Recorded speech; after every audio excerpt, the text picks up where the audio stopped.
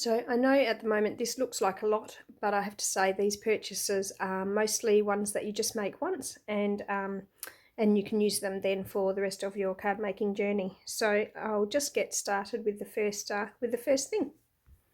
So to start with, you'll be needing some white cardstock. So there's two different kinds of cardstock you can get from Stampin' Up! In white. So there's a thick basic white, which is just a much stronger card. This is the card that I use when I am doing my my basic card bases, just because it's a bit stronger. It's more likely to, it just holds up a little bit better, holds its shape. If you put a bit of weight to the front of the card, it's also going to hold on to, hold that card up instead of having it fall flat. So that's the thick basic white cardstock. You can just use this for all of your card making.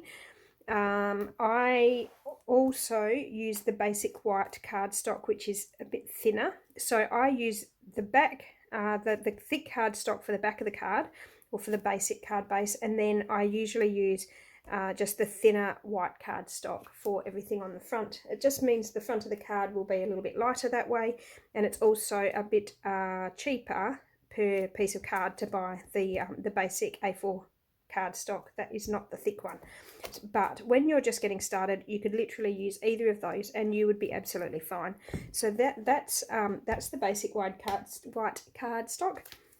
And you'll also need some envelopes. I love the Stampin' Up! Envelopes. They give a really lovely luxury finish to the card.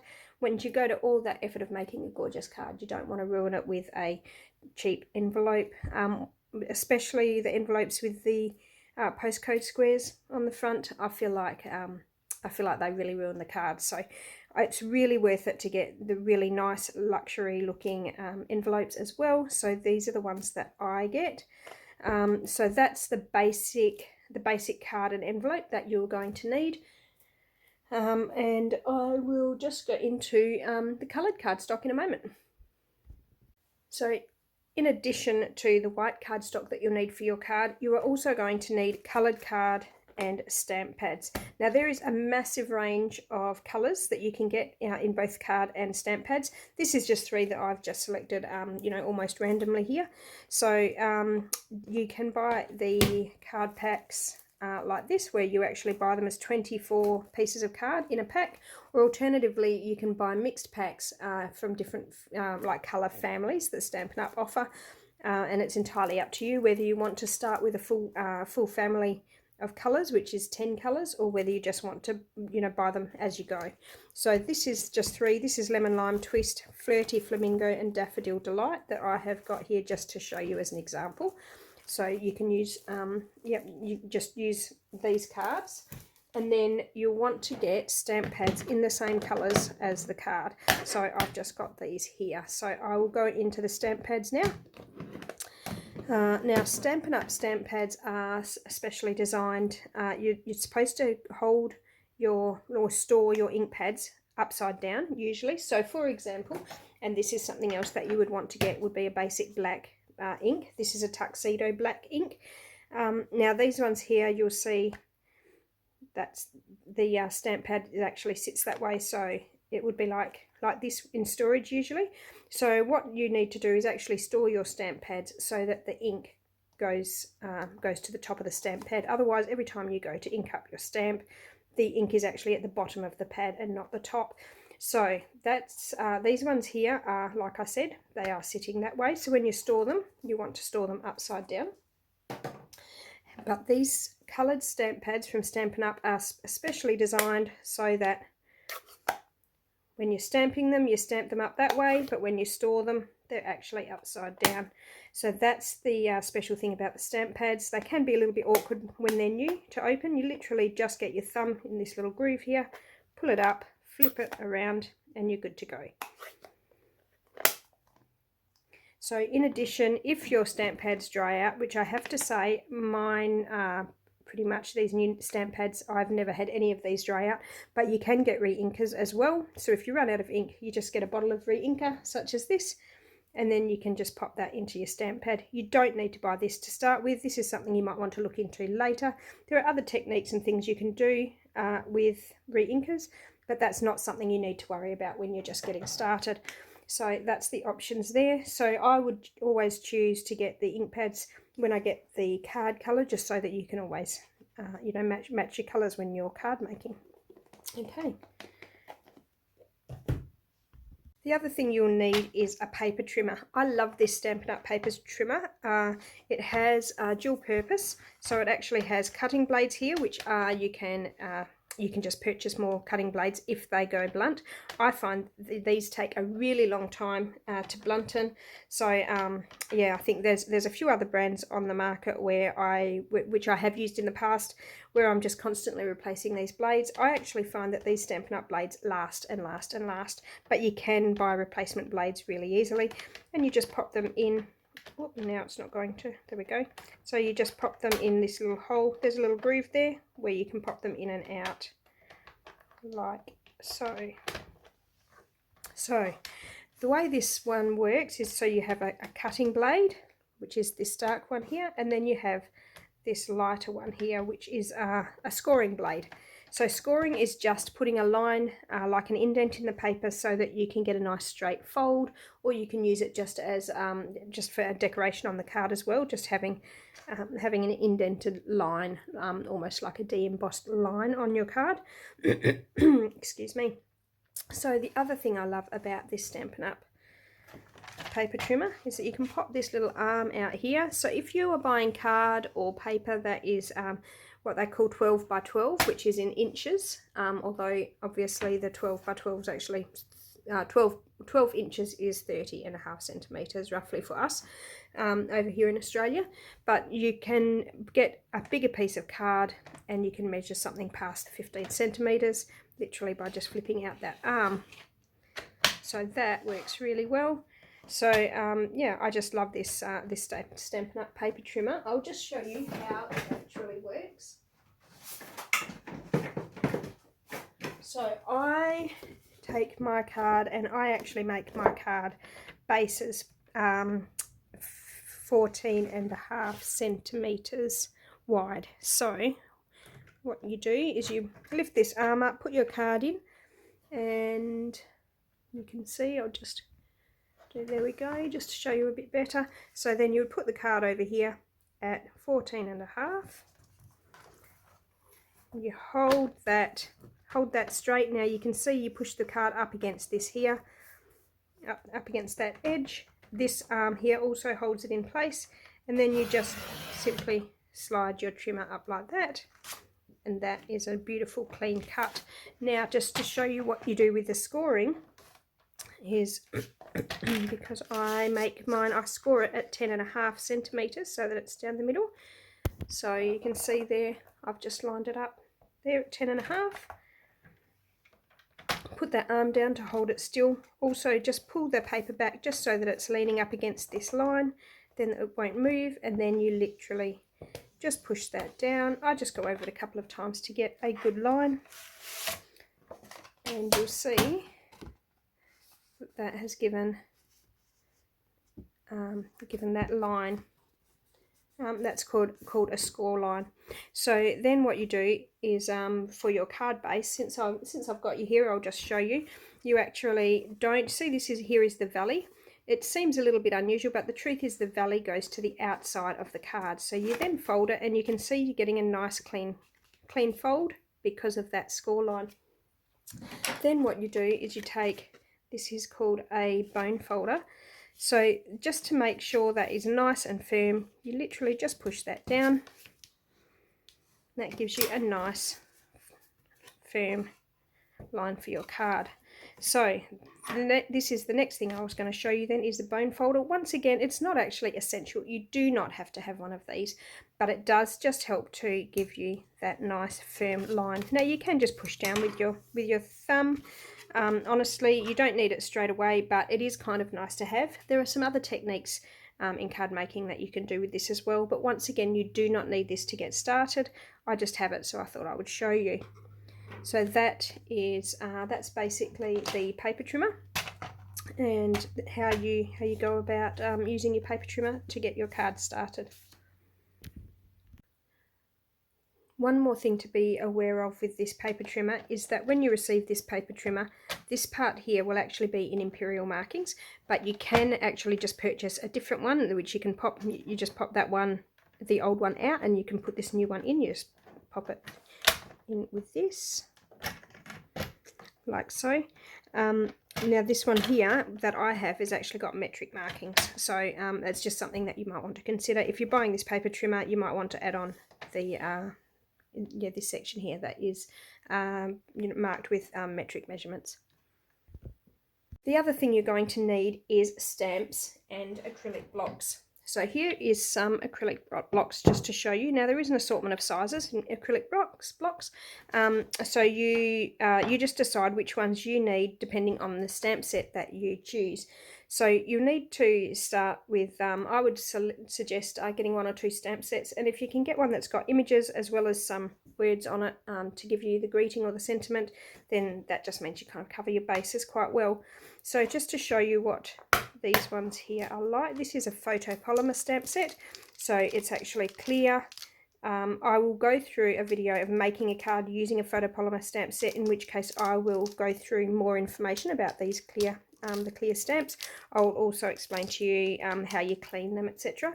But when you're choosing a stamp set and a block, it's best to find a block that is going to be a good size for your stamp. So, whoops. So you can see that this one here fits on really well.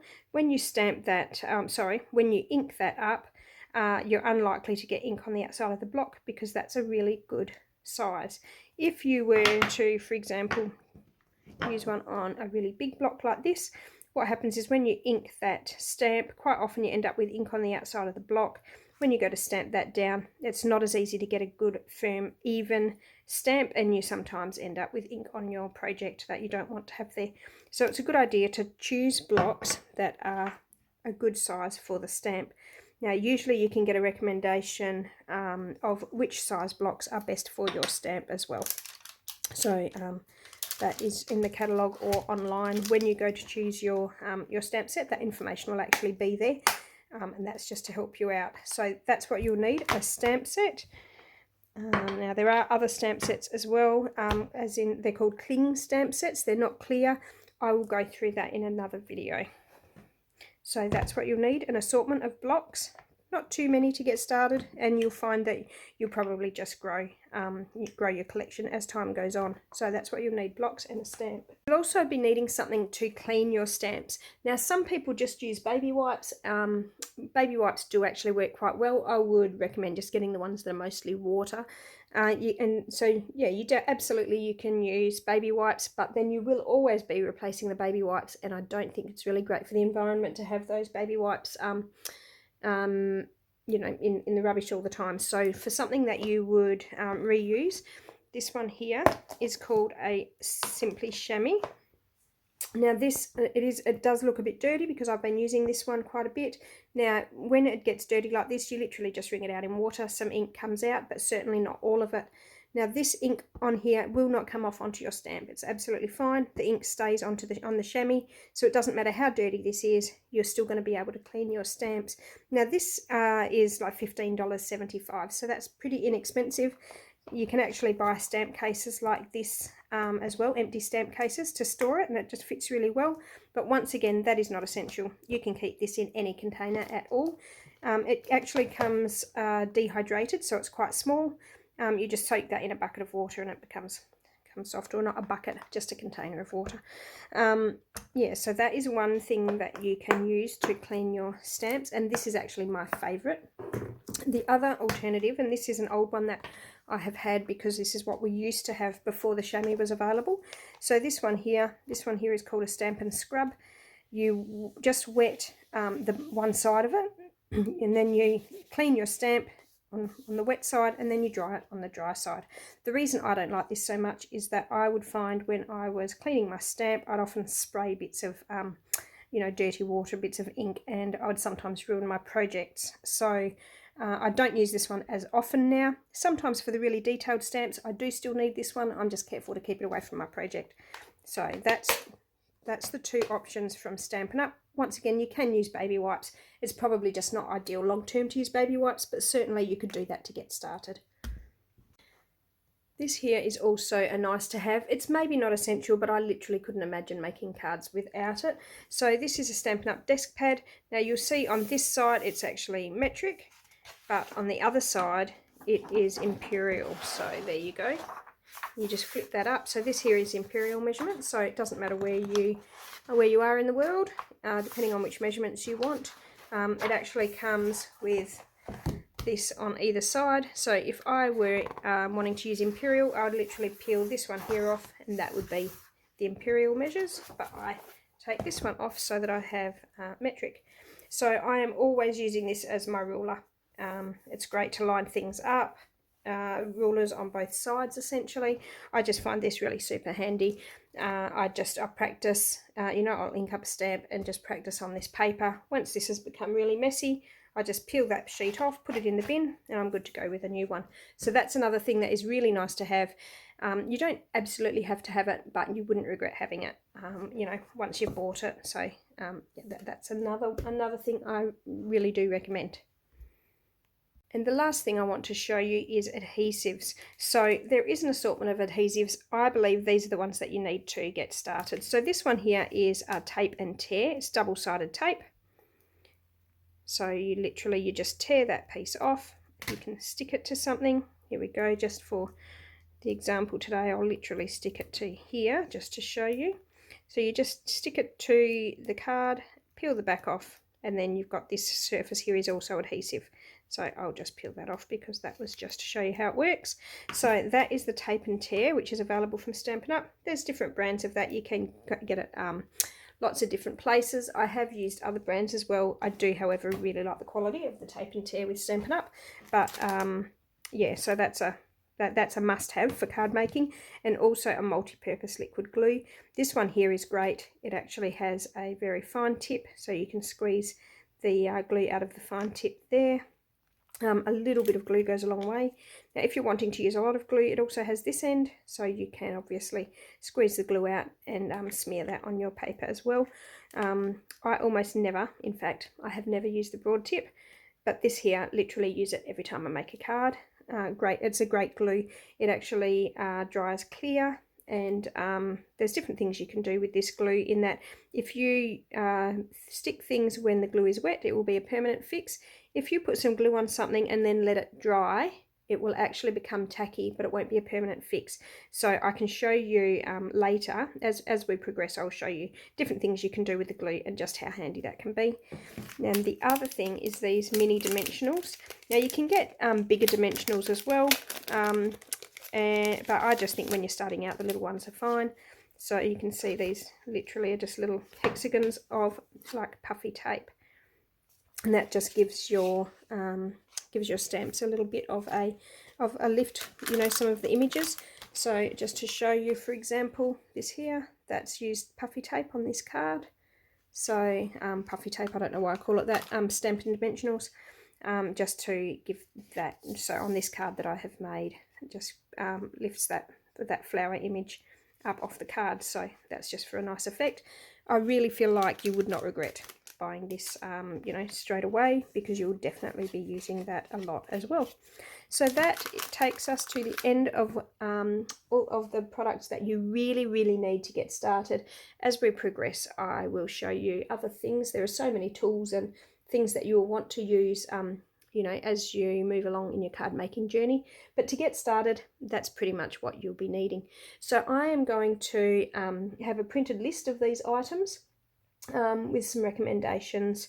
If you would like to have a look at that, there'll be a link in the there'll be a link in the description below. You can click on that and find your way to a printable list of what I would recommend buying if you're just getting started on your card making journey. Thanks everybody for watching. I really appreciate your time, and I just know that you will really love getting started on your card making journey. Bye.